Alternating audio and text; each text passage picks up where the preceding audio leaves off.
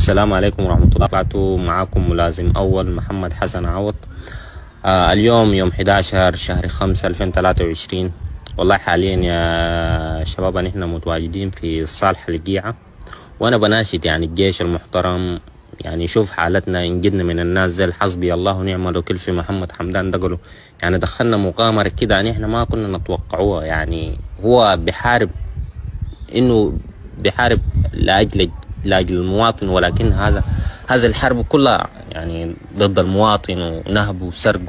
وحاليا نحن يعني أول أمس حاولنا ندخل اتجاه الشكل عشان ندخل المهندسين، ولكن الجيش هجم علينا ومننا جزء كتار توفوا، ونحن باقينا رجعنا هسه حاليا ما قادرين، لا عندنا مكان ننوم فيه، لا لافين في الشوارع. وانا بناشد الجيش يلقوا لنا طريقه نسلم اسلحتنا. والله دارين نرجع اهلنا، لا دارين حرب، لا دارين، لا حسبي الله.